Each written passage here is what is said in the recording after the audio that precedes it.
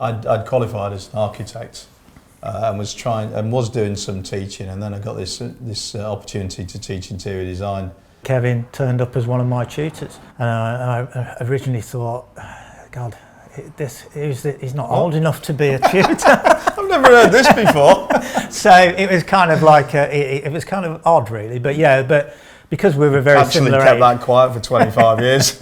So we did a couple of projects together without actually being business partners, and then when Tony decided to sort of go more down a design route, came to me and said, "Do you want to, start a practice?" 25 years later, here we are. I'd had a bit of experience no of running a business. Yeah, there was no sort of plan, big plan. We weren't handed anything at the beginning. We didn't take a client from somewhere else. We literally started with zero, and we've built, all of this, And I'm not just saying this because Kevin's sitting next to me, but to be in a partnership for 25 years is pretty much unheard of. I think we've had one argument in 25 years, which is kind of amazing. Crazy, I've been in partnerships before, and it's very kind of stressful, and obviously everybody has a different view on things, but as Kevin said, we've never really had crosswords. It's just seamless. I think it's because he just lets me do what I want to do. But I often talk about the power of naivety, that we didn't know what we were doing, but then we also weren't conditioned to think, we can't do this, we can't do that. It was really hard to kind of break in to be taken seriously. And again, I think in a way that's helped us sort of hone who we work with. We just kind of like-minded people. We work with like-minded people. Yeah, I think there was something I remember you saying. You always said that you almost have to serve a 10-year apprenticeship before anybody takes you serious. So. And also at the time we were quite unique, because obviously I'm an architect, Tony's interior designer. There really weren't many people doing that now. A lot of bigger practices do it now, but they didn't do it then. And so how do you sort of define a company that does those two things? And so what we understood was that space was the thing that we deal with. And it's interesting because certainly in the early days we won quite a lot of work because we just sounded modern, we sounded fresh, we sounded different.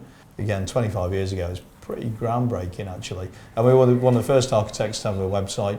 In those early days as well, it was very, I guess, chaotic. We were always on our toes, but it was incredibly exciting and fun. Really was. Yeah, it's more fun than it is now in a way. Just that kind of journey, trying to really establish yourself. Fighting against the odds actually, I think. And I think one of the amazing things about the company is that we really punch above our weight in terms of clients.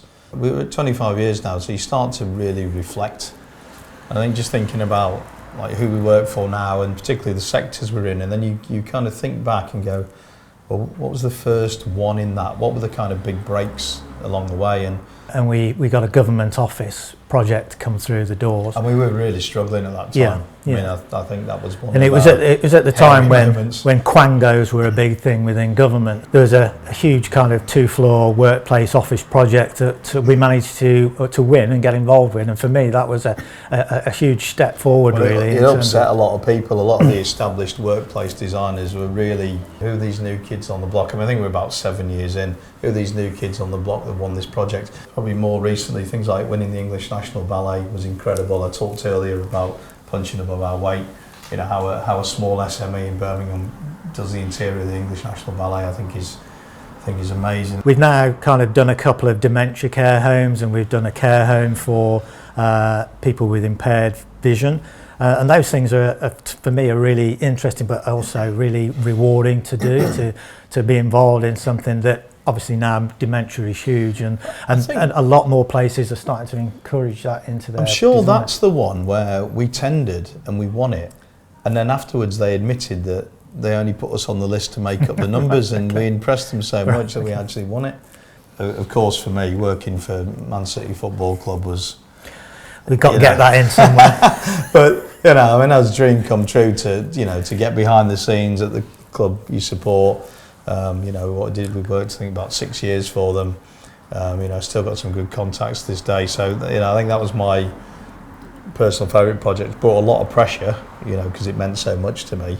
So, and obviously we're celebrating 25 years old. but it wasn't always smooth. And like any journey, there's ups and downs. And then yeah, when the recession came, particularly, we got into some projects that didn't pay us and so on. So that was really difficult. We had to borrow some money to stay in business. On the whole, we've had really good staff that worked here, and people stay a long time here, don't they? We've had some employees who've been here a long time. I think people enjoy the flexibility and the slightly kind of family feel, and I guess they pick up on kind of mine and Kevin's relationship, and we trust people and give them the respect and anonymity to kind of get on with things and do them really. So yeah, all in all, 25 years, it's been absolutely fantastic, amazing. Here's to the future, and it is looking really positive, and we've got some fantastic work coming up. We've got an amazing set of staff. It all looks really interesting going forward. Well, yeah, it does. I mean, I'm a big one for celebrating the W's along the way, as they say.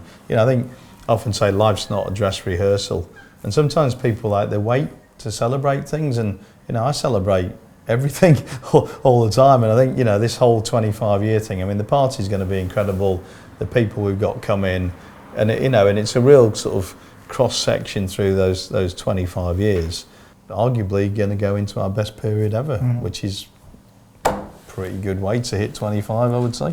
Yeah.